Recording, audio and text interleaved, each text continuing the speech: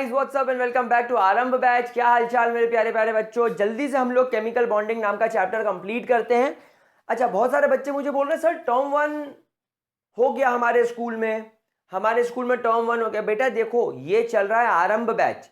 इसमें पढ़ाई जाने वाली चीजें आपको जेई मेन और नीट जैसी एग्जाम्स में काम में आएगी। तो ये चैप्टर आप ये मत समझो कि सिर्फ टर्म 1 के लिए है। हाँ, अगर किसी को टर्म 1 की स्टडी करनी है तो वो जाएं और प्रीवियस सेशन के मेरे जितने भी लेक्चर्स हैं वो अटेंड करें। सब 100% कंप्लीट है और उससे आप टर्म 1 का प्रिपरेशन कर सकते हैं। ये चल रहा है आरंभ बैच, जिसमें आपको पढ़ाई जा रही है वो चीजें जो आपको जेई मेन और नीट तक काम में आ सकती है। Concept clearing. हाँ, इस चैप्टर को कंप्लीट करने के बाद हम लोग म्यूचुअली डिसाइड कर लेंगे कि क्या टर्म 2 के सिलेबस को शुरू करना है या लाइकवाइज, ठीक है। लेकिन अभी हम इस चैप्टर को प्रॉपरली कंप्लीट करेंगे। और आज के लेक्चर में मैं आपको पढ़ाने वाला हूं एक नया टॉपिक। पहले मार्कर गिर जाए फिर अपन आगे बढ़े। That is resonance. तो आज के टॉपिक में मेरे लाडले बच्चों, मैं आप लोगों को पढ़ाने जा रहा हूं रेजोनेंस। नाउ गाइस, रेजोनेंस क्या है? ये वही चीज है जो तुम लोग अपने क्रश के बारे में सोचते रहते हो। वो मुझे मैसेज करेगी, हाय कैसे हो, तुम बोलोगे वाह, आज आगे रह के इसका मैसेज आया। फिर वो आगे रह के तुम्हें प्रपोज करेगी, आई लव यू जानू, तो तुम बोलोगे अरे मेरा सपना साकार हो गया। या तुम ऐसा सोचते हो कि when you are getting married to your crush, तुम्हारे मम्मी पापा तुम्हारे लिए वो लड़की ढूंढी जिसको तुमको जिस पे क्रश था, लाइकवाइज। तो ये सब हाइपोथेटिकल चीजें हैं, असलियत में कुछ नहीं होना है।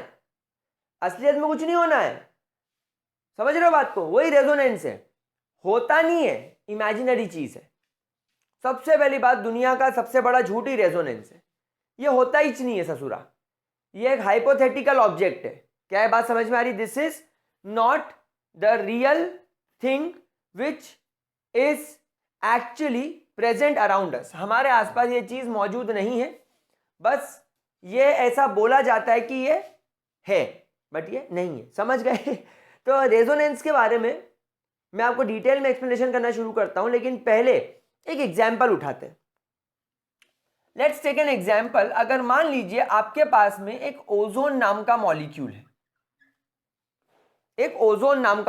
है, अब on the basis of Lewis dot structure अगर मैं ओजोन को बनाने की कोशिश करूं तो ऑक्सीजन के पास में 1 2 3 4 5 6 इलेक्ट्रॉन्स होते हैं।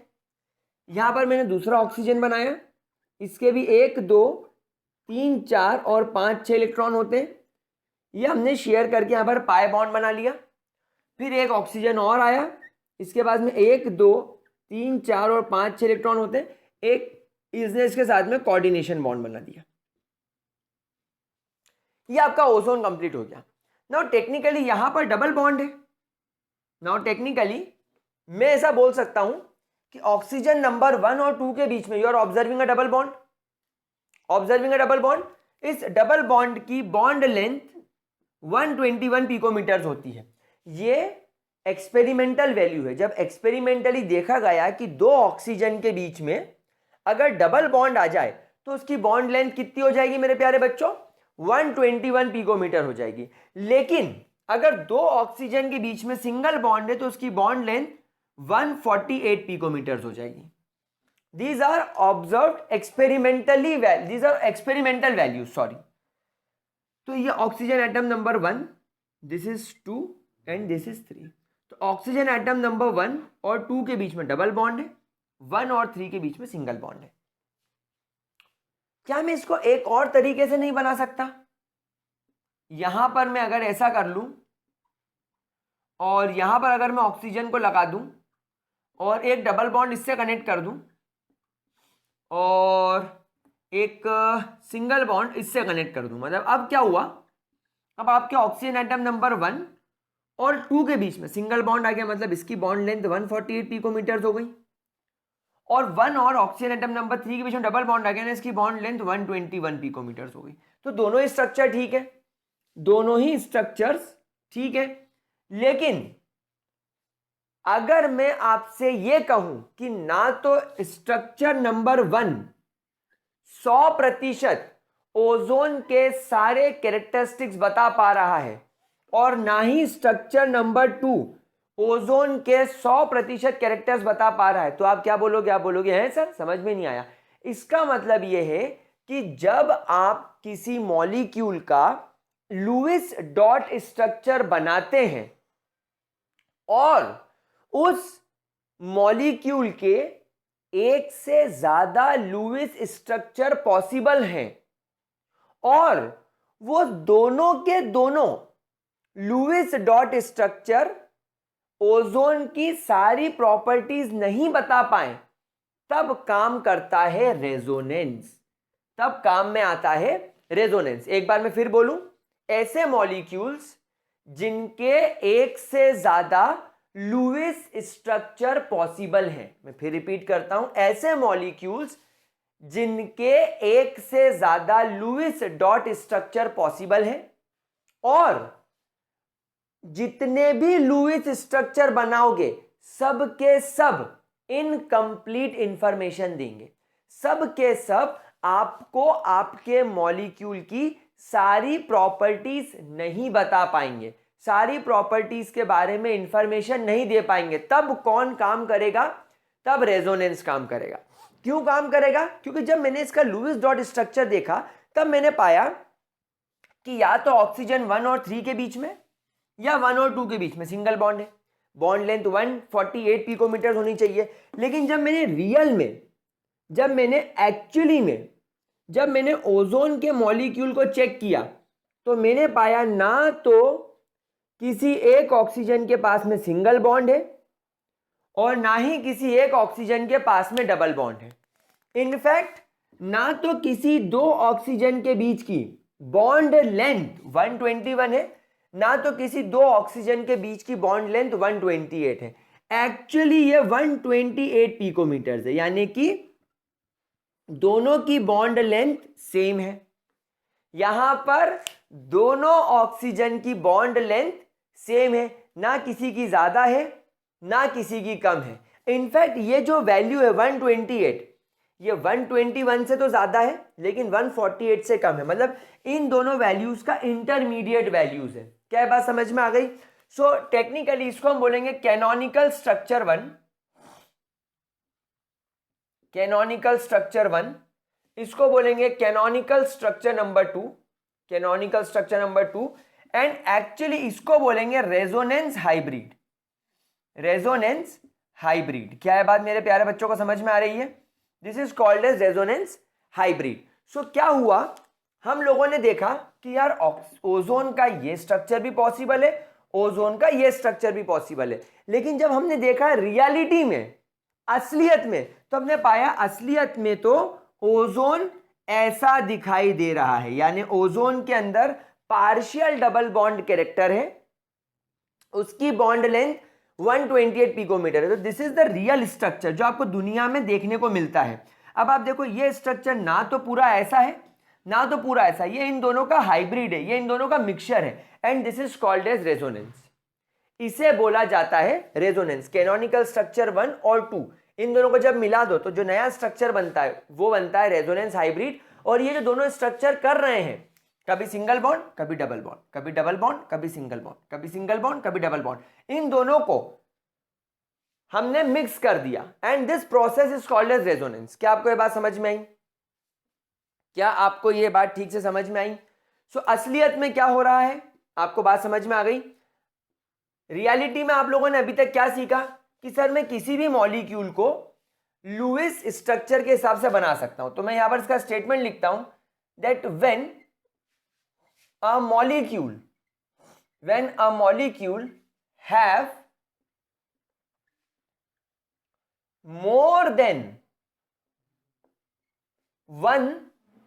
more than one possible Lewis structure, more than one possible Lewis structure, क्या बोला मैंने? जब आपके एक मॉलिक्यूल का एक से ज्यादा more than one possible Lewis structure हो, तब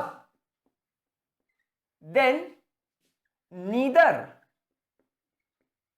of the Lewis structure, then neither of the Lewis structure is capable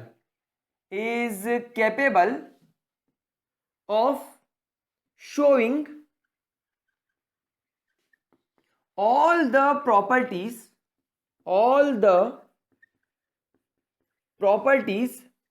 of a molecule, of that molecule, I should say, of that molecule, and therefore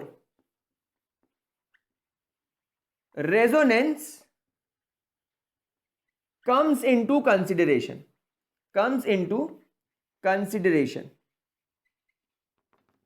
क्या बात सबको समझ में आ रही है प्यारे बच्चों? मतलब ओजोन के कितने पॉसिबल स्ट्रक्चर्स हैं? 2। एक ये क्या ये पूरा सही है? जी नहीं। मतलब रेजोनेंस में कैनोनिकल स्ट्रक्चर 1 पॉसिबल है? नहीं। क्या कैनोनिकल स्ट्रक्चर नंबर 2 100% सही है? नहीं। सही कौन सा है? ये वाला। तो जो रियल में एग्जिस्ट कर रहा है, जो इस दुनिया में है, वो है रेजोनेंस हाइब्रिड। ना तो ये है ना तो ये है। क्या बात समझ में आ गई? तो रेजोनेंस एक हाइपोथेटिकल कॉन्सेप्ट है। रेजोनेंस एक हाइपोथेटिकल कॉन्सेप्ट है। दुनिया में ओजोन ऐसा दिखाई दे रहा है, लेकिन हमारी केमिस्ट्री के हिसाब से या तो 2 एटम के बीच में सिंगल बॉन्ड होगा या 2 एटम के बीच में डबल बॉन्ड होगा। ये पार्शियल वार्शियल कुछ नहीं होता। आधा पौना पाव डेढ़ ढाई ये कुछ नहीं होता। केमिस्ट्री में या तो 1 है या तो 2 है। 1 और 2 के बीच का आधा कुछ नहीं होता। लेकिन जब हमने देखा कि यार ओजोन में तो 128 पिकोमीटर बॉन्ड लेंथ आ रही है, 2 ऑक्सीजन के बीच में अगर एक बॉन्ड होगा तो उसकी लेंथ तो 148 है, डबल बॉन्ड होंगे तो 121 है, ये तो बीच की आ रही है। तो हम हमारी शक्ल दुनिया को कैसे दिखाएं? हमारे केमिस्ट्री वाले लोगों ने बोला हम हमारी शक्ल दुनिया को कैसे दिखाएं?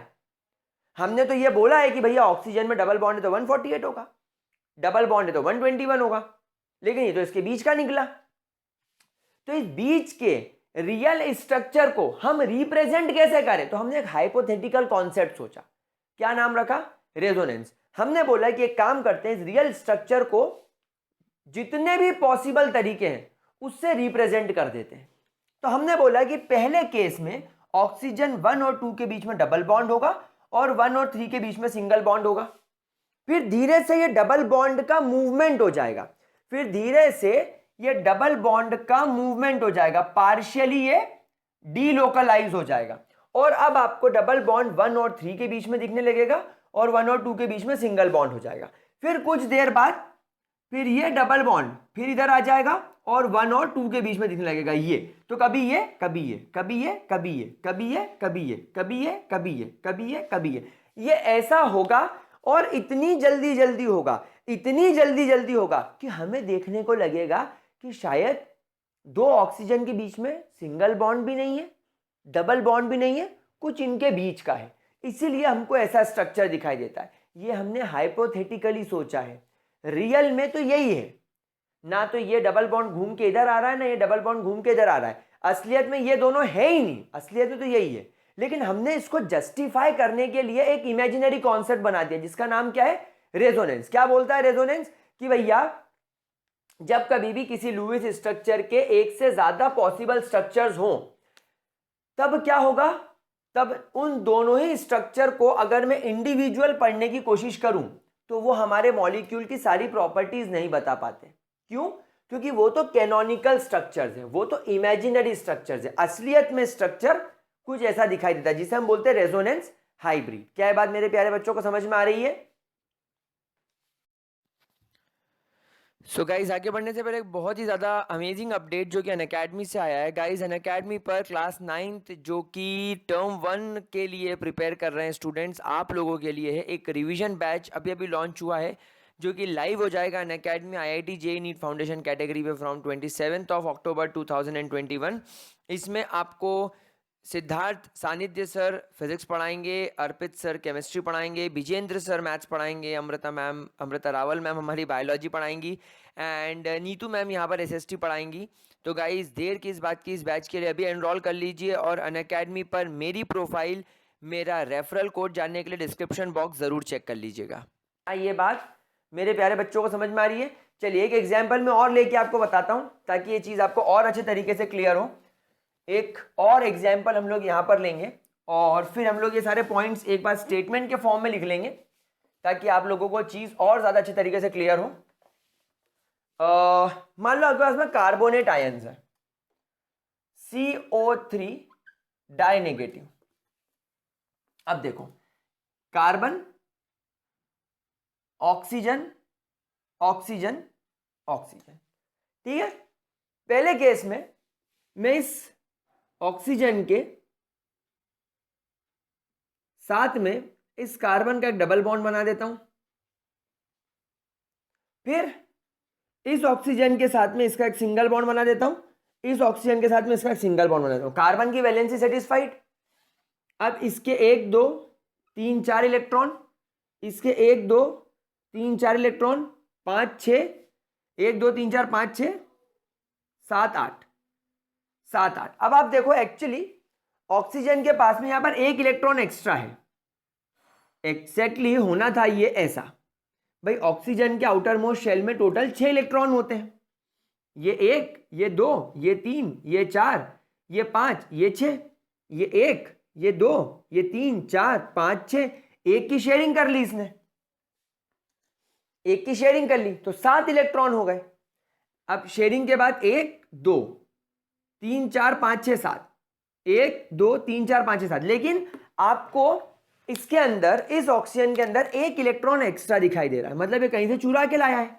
इसीलिए इस ऑक्सीजन पर एक नेगेटिव चार्ज, इस ऑक्सीजन पर एक नेगेटिव चार्ज, तभी तो CO3 पर -2 चार्ज दिखाई दे रहा है। समझ नहीं बात आपको? तो एक तो पॉसिबिलिटी ये हो गई। अच्छा, दूसरी पॉसिबिलिटी, अच्छा देखो, हमेशा ध्यान रखना रेजोनेंस के बीच में डबल हेडेड एरो दिखाना पड़ता है। जब कभी भी आप CO3 के कैनोनिकल स्ट्रक्चर्स बनाएंगे, ये हम कौन से स्ट्रक्चर्स बना रहे हैं? Canonical structures. कैनोनिकल स्ट्रक्चर्स मतलब रेजोनेटिंग स्ट्रक्चर। अब क्या होगा? अब हमने इमेजिन करा, ये मैं क्या कर रहा हूं, ये मैं इमेजिन कर रहा हूं। क्या ये सत्य घटना पर आधारित है? नहीं, ये पूरा और पूरा हाइपोथेटिकल है, सोचा हुआ है, रियलिटी में कुछ नहीं हो रहा। तो अब क्या होगा? अब ये कार्बन और ये ऑक्सीजन में 1 2 3 4 5 6 7, और ये एक इलेक्ट्रॉन कहीं से चुरा लाया, इस पर एक नेगेटिव चार्ज आ गया।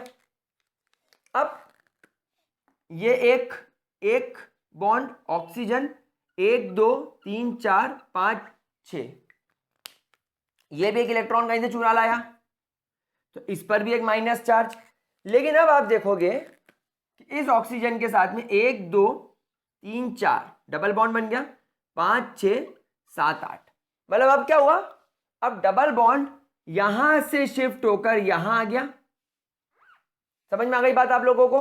और नेगेटिव चार्ज यहां से शिफ्ट होकर यहां चला गया, तो ये कैनोनिकल स्ट्रक्चर 2 हो गया, ये आपका कैनोनिकल स्ट्रक्चर 2 हो गया। और देखते हैं, अब यहां पर कार्बन, फिर मैंने बनाया ऑक्सीजन, ऑक्सीजन, ऑक्सीजन। अब यहां पर चेक करो कि एक इलेक्ट्रॉन चुराया हुआ यहां है और एक इलेक्ट्रॉन चुराया हुआ यहां है। अब क्या दिख रहा है मुझे? अब मुझे यहां पर डबल बॉन्ड दिख रहा है, ये देखो, 1 2 3 4 5 6 7 8, 1 2 शेयरिंग, 2 3 4 5 6 7, यहां पर भी 1 2 3 4 5 6 7 8, ये देखो। तो अब यहां पर क्या हो गया? इसमें डबल बॉन्ड इधर शिफ्ट हो गया, तो ये हो गया तुम्हारा कैनोनिकल स्ट्रक्चर नंबर 3। क्या बात समझ में आ गई? तो CO3 के कितने लुईस स्ट्रक्चर पॉसिबल है? 3। आपके CO3 के 1 नहीं 2 नहीं बल्कि 3 स्ट्रक्चर पॉसिबल है। लेकिन क्या रियलिटी में क्या हो रहा होगा? रियलिटी में आपको दिख रहा होगा कार्बन, ऑक्सीजन, ऑक्सीजन, ऑक्सीजन, तीनों की बॉन्ड लेंथ इक्वल होगी, ट्यू ट्यू ट्यू ट्यू ट्यू ट्यू ट्यू ट्यू ट्यू, तीनों की बॉन्ड लेंथ बराबर होगी, और ये होगा तुम्हारा real structure. This will be your real structure. क्या बात समझ में आ रही है? मतलब किसी भी ऑक्सीजन के पास में सिंगल बॉन्ड नहीं है, किसी भी ऑक्सीजन के पास में डबल बॉन्ड नहीं है, दोनों के पास में पार्शियल डबल बॉन्ड है, यानी ना तो पूरा 1 है ना तो पूरा 2 है, ये 1 और 2 के बीच का बॉन्ड है ये। मतलब कि आप समझ जाओ, एक मन से मैं वैल्यू लिख रहा हूं। अगर आपको कार्बन ऑक्सीजन की बॉन्ड लेंथ डबल बॉन्ड मान लो 120 पिकोमीटर बताई गई है, और कार्बन ऑक्सीजन की सिंगल बॉन्ड लेंथ मान लो 140 बताई गई है, तो यहां पर इस बॉन्ड की बॉन्ड लेंथ ना तो 140 से ज्यादा होनी चाहिए ना 120 से कम। मान लो ये 122 पिकोमीटर या 128 पिकोमीटर्स या 129 पिकोमीटर्स होगी सभी की, इसकी भी और इसकी भी। क्या है बात मेरे प्यारे बच्चों को समझ में आ रही है? So this is called as resonance. इसे आप लोग रेजोनेंस की कैटेगरी में रखोगे। क्या ये मेरे प्यारे बच्चों को बात समझ में आ रही है? क्या ये बात समझ में आ रही है? ठीक है,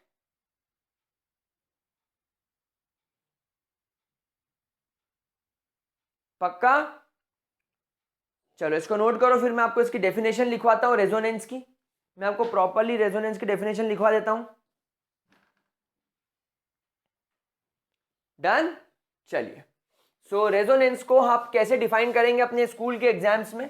खैर अब तो टर्म 1 चल रहा है स्कूल्स में, तो डिफाइन करने की तो कोई जरूरत नहीं है, लेकिन फिर भी आपके पास में इसका एक थ्योरेटिकल नोट होना चाहिए। तो आप लिखेंगे व्हाट इज रेजोनेंस, आप लिखेंगे अकॉर्डिंग टू रेजोनेंस नाम के चाचा, अकॉर्डिंग टू रेजोनेंस नाम के चाचा, when a single Lewis structure, when a single Lewis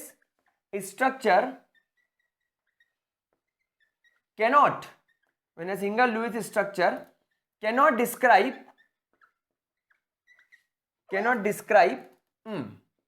all the properties,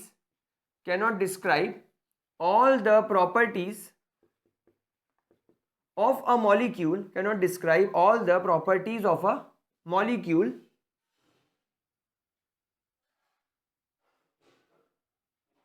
more than one, such structures with equal energies, position of nuclei,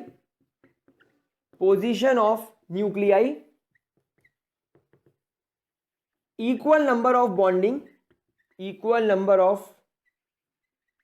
bonding and non-bonding, equal number of bonding and non-bonding electrons are drawn in order to describe all the properties of that compound। समझ गए बात को?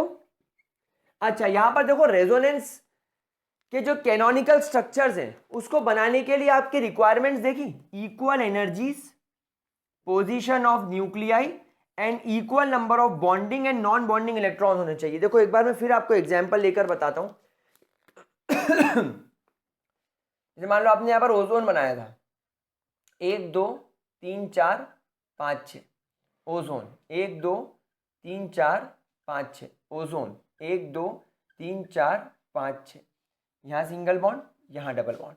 फिर आपने एक और canonical structure बनाया था ऑक्सीजन में, ओजोन में 1 2 3 4 5 6, ऑक्सीजन में 1 2 3 4 5 6, फिर यहाँ पर 1 2 3 4 5 6, यहाँ डबल बॉन्ड, यहाँ सिंगल बॉन्ड। अब आप यहाँ पर ऑब्जर्व करना, यहाँ पर इस ऑक्सीजन के पास में एक अकेला लोन पेयर है, इसके पास में भी एक अकेला लोन पेयर है। इसने अपना एक लोन पेयर पूरा का पूरा इस ऑक्सीजन नंबर 3 के साथ शेयर किया लेट से, तो यहां पर इसने अपना lone pair oxygen atom number 2 के साथ शेयर किया। इसने अपने बचे हुए 2 अनपेयर्ड इलेक्ट्रॉन इस ऑक्सीजन एटम नंबर 2 के साथ शेयर करके डबल बॉन्ड बनाया, तो इसने बचे हुए अपने 2 unpaired electron oxygen atom number 3 के साथ में शेयर करके डबल बॉन्ड बनाया। फिर ऑक्सीजन एटम नंबर 2 के पास में 2 लोन पेयर है, 2 बॉन्ड पेयर है, इधर इसके पास में 2 लोन पेयर है, 2 बॉन्ड पेयर है, इसके पास में 3 लोन पेयर है, इसके पास में भी 3 लोन पेयर। तो आप यहां पर देखो दोनों के अंदर नंबर ऑफ बॉन्ड्स सेम होने की वजह से इन दोनों स्ट्रक्चर की एनर्जी इक्वल है। इस ऑक्सीजन के पास में एक कोऑर्डिनेशन बॉन्ड है, एक डबल बॉन्ड है, इसके पास में भी एक कोऑर्डिनेशन बॉन्ड है, डबल बॉन्ड है। कोऑर्डिनेशन बॉन्ड सबको पता है ना, जब एक एटम अपना पूरा का पूरा लोन पेयर दूसरे एटम के साथ शेयर कर लेता है उसका ऑक्टेट पूरा करने के लिए, तो ये जो बॉन्ड बनता है उसको कोऑर्डिनेशन बॉन्ड बोलते हैं। तो इसके पास में भी एक कोऑर्डिनेशन बॉन्ड, इसके पास में भी एक कोऑर्डिनेशन बॉन्ड, एक डबल बॉन्ड, एक डबल बॉन्ड, तो एनर्जी इक्वल है। दूसरा, आप देखो न्यूक्लियाई की पोजीशन तीनों में बराबर है, इसमें न्यूक्लियाई ये वाला सेंटर वाला ऑक्सीजन होगा, तो दोनों में न्यूक्लियाई की पोजीशन तो सेम है, न्यूक्लियाई की पोजीशन सेम है। अच्छा, बॉन्डिंग और नॉन बॉन्डिंग इलेक्ट्रॉन इस मॉलिक्यूल में बराबर है, आप देख लो सबके अंदर मैंने आपको काउंट कराया, तो number of bonding and non bonding, number of bonding and non bonding electrons are same, बिल्कुल ही इसके अंदर सेम होंगे। क्या ये बात आपको समझ में आ रही है? कोई दिक्कत, कोई परेशानी? So this is called as resonance, this is called as resonance. क्या ये बात समझ में आ गई प्यारे बच्चों? अच्छा, जो तुम्हारा कैनोनिकल स्ट्रक्चर होगा, तुम्हारा कैनोनिकल स्ट्रक्चर 1 और तुम्हारा जो कैनोनिकल स्ट्रक्चर नंबर जो 2 है, इन दोनों की एनर्जी ज्यादा होगी as compare to your hybrid structure. जो तुम्हारा हाइब्रिड स्ट्रक्चर है ना, उस हाइब्रिड स्ट्रक्चर के मुकाबले इस रेजोनेंस हाइब्रिड की एनर्जी कम होगी, इस रेजोनेंस हाइब्रिड की एनर्जी कम होगी। क्या आप लोगों को यह बात समझ में आ रही है मेरे प्यारे लाडलो? क्यों? क्योंकि दिस इज मोर स्टेबल, ये मोर स्टेबल है तभी तो दुनिया में एग्जिस्ट कर रहा है। ये दोनों तो हमने मन से बनाए हैं, ये दोनों तो हमारे लिए इमेजिनरी, हमने मन से सोचे हुए ना, ये रियल में थोड़ी एग्जिस्ट कर रहे हैं। क्या ये बात आपको समझ में आ रही? This are not the real structures, ये सोचे समझे हैं। अब मैं आपको एक बात बता दूं जो आपके लिए बहुत जरूरी है, क्या आपने नोट कर लिया? कुछ मैं आपके सामने से कुछ राज के पर्दे खोलना चाहता हूं, कुछ जैसे कि बाहुबली में देवसेना की फोटो पे से पर्दा हटा था, वैसे ही कुछ राज पे से पर्दा उठाता हूं। पहली बात, there are no canonical structures, there are no canonical structures present in reality, present in reality, असलियत में, reality, RELA, reality, there is no canonical structure present in reality, यानी असलियत में ना तो ये वाला स्ट्रक्चर एग्जिस्ट कर रहा है, ना तो ये वाला स्ट्रक्चर एग्जिस्ट कर रहा है। दूसरी बात, this is not, there is nothing called as delocalization, delocalization of bond between canonical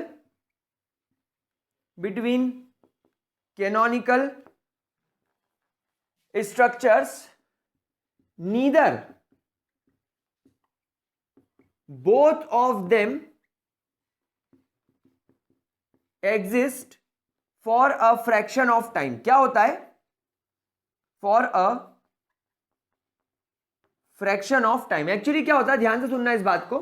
किताबें क्या बोलती है हमें, मैंने भी आपको थोड़ी देर पहले बोला था कि अब मेरे से लोग पूछेंगे कि सर ओजोन रियल में ऐसा क्यों दिखता है, ये ऐसा क्यों दिखता है, इसका बॉन्ड 128, इसका बॉन्ड 128 क्यों दिखता है? रियल में तो इसको 121 और इसको 148 होना था, या इसको 148 और इसको 121 होना था, ये इन दोनों के बीच का क्यों है? तो मैं बोलूंगा, बेवकूफ बनाने के लिए सामने वालों को मैं क्या बोलूंगा कि भैया कुछ देर ये, कुछ देर ये, कुछ देर ये 1 2 1 2 1 2 1 2 1 2 1 2 1 2 1 2 1 2 1 2 1 2, ये ऐसा एग्जिस्ट कर रहा है। तो जब हमने इसको देखा तो हमें कभी यहां पर डबल दिखा तो कभी single, double single, double single, double single, double single, double single, तो हम कंफ्यूज हो गए। तो हमको लगा शायद double single, double single, double single की वजह से हमें ये बीच का दिख रहा है। समझ गए बेवकूफ बनाने की प्रोसेस? तो असलियत में ना तो ये है ना तो ये है, ना तो डबल बॉन्ड यहां से ट्रेवल करके यहां जाता है और ना तो यहां से ट्रेवल करके यहां जाता है। मतलब कुछ लोग बोलते हैं कि ये डबल बॉन्ड ट्रेवल कर गया, डीलोकलाइज हो गया, ये डबल बॉन्ड टूट के इस ऑक्सीजन के पास आया और ये ऑक्सीजन से टूट के यहां चला गया तो यहां दिखने लगा, फिर यहां से टूट के यहां आया और यहां से जाके यहां चला गया। ऐसा कुछ भी नहीं होता है, ऐसा कुछ होता ही नहीं है। ना तो कैनोनिकल स्ट्रक्चर 1 है, ना तो कैनोनिकल स्ट्रक्चर 2 है, ना तो कुछ फ्रैक्शन ऑफ सेकेंड्स के लिए ये बनता है, फिर ये बनता है, फिर ये टूटता है तो ये बनता है, ये टूटता है तो ये बनता है। मतलब इनके बीच में ये प्रोसेस चलती रहती है, मैं बनूं, मैं बनूं, मैं बनूं, मैं बनूं, मैं बनूं, मैं बनूं, डबल बॉन्ड इधर, फिर डबल बॉन्ड उधर, फिर डबल बॉन्ड इधर, फिर डबल बॉन्ड उधर। ऐसा कुछ होता ही नहीं है, रियल में सिर्फ ये होता है। रियल में सिर्फ और सिर्फ ये ही होता है। क्या ये बात समझ में आ गई? क्या बात समझ में आ गई? पक्का? कोई दिक्कत? रियल में कौन सा एग्जिस्ट करता है? सिर्फ आपका रेजोनेंस हाइब्रिड।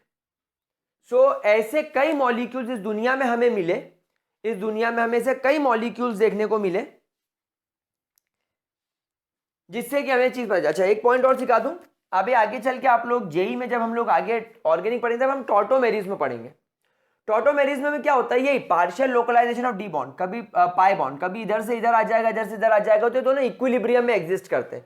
तो neither of the canonical form, neither of the canonical form, neither of the canonical form shows tautomerism. Tautomerism मैं आगे समझाऊंगा आपको। टॉटोमेरिज्म RISM, ध्यान से लिखना, TAUTO। मैं इसको ठीक से लिख देता हूं, बच्चे बहुत ज्यादा कंफ्यूज हो जाते हैं। टॉटोमेरिज्म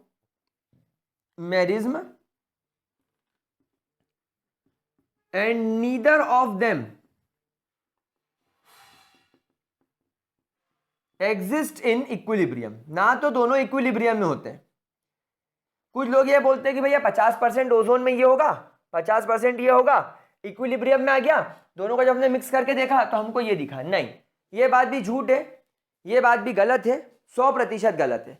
क्या चीज क्लियर हो गई? तो क्या आप लोगों को इक्विलिब्रियम समझ में, रेजोनेंस समझ में आया? सब मुझे कमेंट सेक्शन में लिख के बताएंगे कि सर हमें और रेजोनेंस समझ में आ गया। चलिए एक बार फिर से हम लोग पूरा रिवाइज कर लेते हैं। रेजोनेंस क्या है?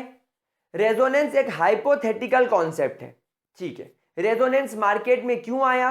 रेजोनेंस मार्केट में इसलिए आया क्योंकि हमारे पास में ऐसे कई मॉलिक्यूल्स, ऐसे कई कंपाउंड्स हमें मिले जिनके अंदर, जिनकी सारी प्रॉपर्टी हम एक लुईस स्ट्रक्चर बना के नहीं समझा सकते। तो तीसरा सवाल आया, तो फिर क्या करें ऐसे मॉलिक्यूल्स के लिए? तो इसका जवाब है, हम लोगों ने एक इमेजिनरी कॉन्सेप्ट सोचा। हमने उस मॉलिक्यूल को लिया और हमने दिमाग लगाकर यह सोचा कि हम इसके कितने पॉसिबल लुईस स्ट्रक्चर बना सकते हैं, हम इसके कितने पॉसिबल कैनोनिकल फॉर्म्स बना सकते हैं। हमने वो सारे कैनोनिकल फॉर्म बना दिए। कैनोनिकल फॉर्म बनाने के बाद हमने उनका एक मिक्स स्ट्रक्चर बनाया जो कि रेजोनेंस हाइब्रिड कहलाया, और यही इस दुनिया में एग्जिस्ट करता है। क्या रेजोनेंस हाइब्रिड और कैनोनिकल स्ट्रक्चर की प्रॉपर्टी सेम होती है? जी नहीं। कैनोनिकल स्ट्रक्चर्स की प्रॉपर्टी का एवरेज रेजोनेंस होता है। क्या बात समझ में आ गई? अच्छा, रेजोनेंस हाइब्रिड की एनर्जी ज्यादा है कि कैनोनिकल की? ऑब्वियसली कैनोनिकल्स की एनर्जी ज्यादा होगी क्योंकि अनस्टेबल होंगे। रेजोनेंस तो स्टेबल होता तभी दुनिया में एग्जिस्ट करता है ना? क्या कैनोनिकल इस दुनिया में सच में होते? नहीं, ये इमेजिनरी है। दोनों स्ट्रक्चर, लुईस स्ट्रक्चर, इमेजिनरी है। क्या इनमें सच में पाई बॉन्ड यानी डबल बॉन्ड ट्रेवल करता है? कुछ देर इधर रहे, फिर कुछ देर इधर रहे, ऐसा हो जाए, फिर ये इधर चले जाए तो ऐसा हो जाए, फिर ये इधर आ जाए तो ऐसा हो जाए, फिर इधर चले जाए तो ऐसा हो जाए? जी नहीं, ऐसा कुछ भी नहीं होता। ये दोनों ही स्ट्रक्चर असलियत में होते ही नहीं है। तो क्या ये दोनों टॉटोमेरिज में शो करते हैं? जी नहीं, ये टॉटोमेरिज में भी शो नहीं करते। कोई इक्विलिब्रियम में होता नहीं, जब है ही नहीं तो कुछ शो ही नहीं करते। बात ही खत्म, बात खत्म, पैसा हजम। क्या चीज क्लियर हो गई? चलेगा। तो विद दिस हमने आज रेजोनेंस कंप्लीट किया। अगली क्लास में हम लोग बॉन्ड और बॉन्ड की पोलैरिटी के बारे में बात करेंगे। एंड कोई भी डाउट हो तो कमेंट सेक्शन में लिखो। रेजोनेंस अच्छे से समझ में आ गया तो भी कमेंट सेक्शन में मुझे लिखकर बताओ। तो that's all for this video. Bye bye, take care, have a great day लाडलो।